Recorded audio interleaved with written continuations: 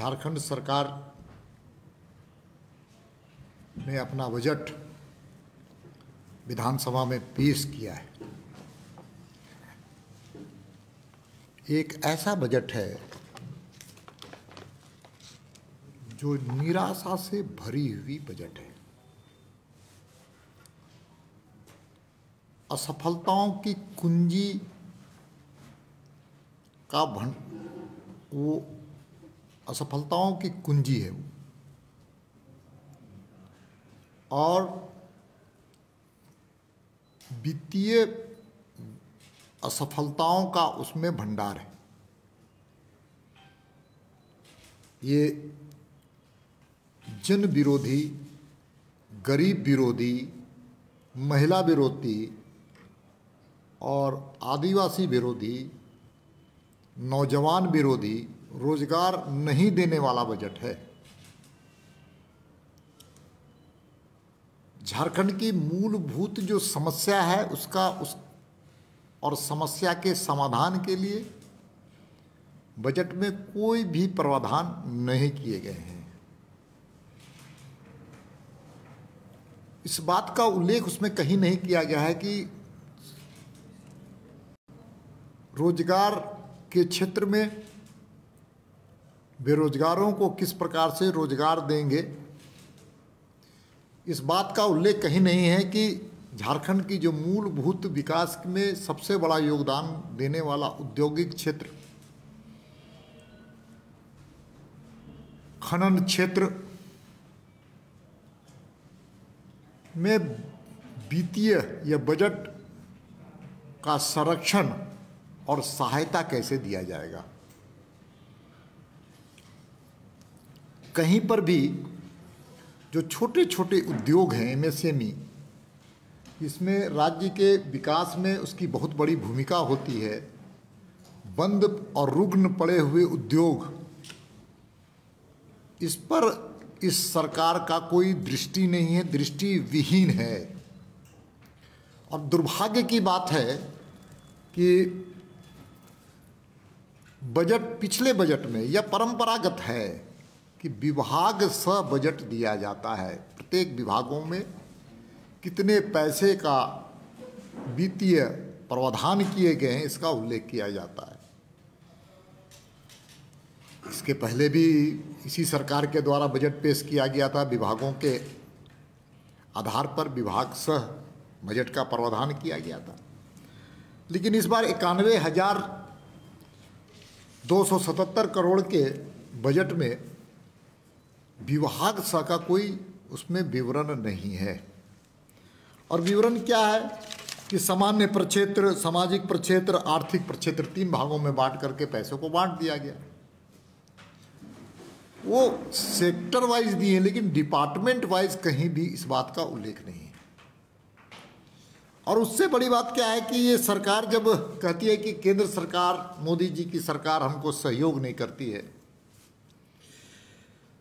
तो इस बात का उनके डॉक्यूमेंट्स में उल्लेख है कि 17,891 करोड़ रुपए केंद्र सरकार के सहायता से मिलेंगे। जो केंद्रीय कर हैं, सेंट्रल टैक्स जिसको कहते हैं, उसके माध्यम से 22,000 करोड़ उनको मिलने वाले हैं। इस प्रकार से इस बात का, इस राजनीति, मैं कहना चाहता हूं कि मुख्यमंत्री जी जनता को दिग्भ्रमित करने का काम करते हैं कि मोदी जी की सरकार ने कुछ इस राज्य को नहीं दिया है, ना देने जा रही है। तो आपके इस बजट में ही केंद्रीय सहायता का उल्लेख है। ये इस बात का प्रमाण है कि आप जनता को दिग्भ्रमित करने के लिए लगातार झूठ बोल रहे थे। उसके अलावा जो सबसे बड़ी बात है कि केंद्र सरकार की जितनी योजनाएं हैं, उन योजनाओं को आप अपने नाम के राज्य में नाम बदल करके चलाने वाले हैं। उदाहरण के लिए हम कह सकते हैं कि आयुष्मान योजना, हम कह सकते हैं प्रधानमंत्री फसल बीमा योजना, इन लोगों का नाम बदल करके अपने नाम करके उसका क्रेडिट लेना चाहते हैं। हम लोग गांव के लोग हैं, देहात के लोग हैं, एक कहावत सुनते थे कि माल महाराज का और मिर्जा खेले होली। भारत सरकार के पैसे और उनकी योजनाओं को आप नाम बदल करके अपना क्रेडिट लेने का आपने काम किया। और सबसे बड़ी बात क्या है कि इस सरकार इस बजट में कहीं पर भी इंफ्रास्ट्रक्चर्स में जो मूलभूत आधारभूत संरचना होता है विकास का और उसके माध्यम से रोजगार का सृजन होता है, इसका उल्लेख तो किया है, लेकिन ये बताने का काम नहीं किया है कि पिछले साल के बजट में जितने प्रावधान किए गए थे उसका कितने प्रतिशत खर्च हुए, विभाग से उन्होंने कितने पैसे का खर्च किया था। इसलिए आप जितने चीज़ों को आप उल्लेख कर रहे हैं वह आप सिर्फ और सिर्फ कागज में घोड़ा दौड़ाने का आप काम कर रहे हैं। आपकी मैकेनिज्म फेल रही है, पिछले साल आपकी मशीनरी फेल रही है। आप प्रावधान कितना का भी कर दीजिए, लेकिन ज़मीनी सतह पर उतारने के लिए आपके पास इच्छा शक्ति का अभाव है।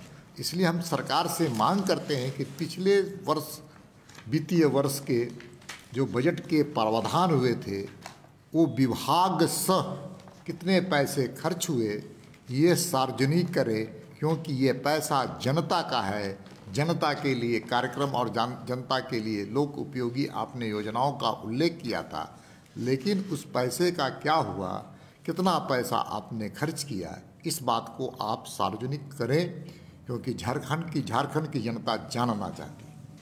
और बजट में क्या किया है, सामान्य प्रक्षेत्र में हम 26,734 करोड़ खर्चा करेंगे, हम सामाजिक प्रक्षेत्र में 35,625 रुपया खर्च करेंगे, हम आर्थिक प्रक्षेत्र में 30,917 करोड़ रुपया खर्च करेंगे।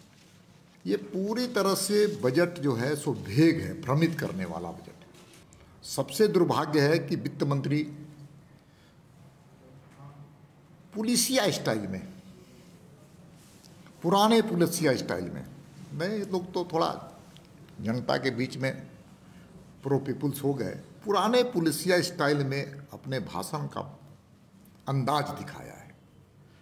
हमारे जो प्रवासी भाई हैं जो कोरोना के कालखंड में आए हैं, उन प्रवासी भाइयों को उन्होंने प्रवासी मजदूर से संबोधित किया है, जिसका भारतीय जनता पार्टी को आपत्ति है।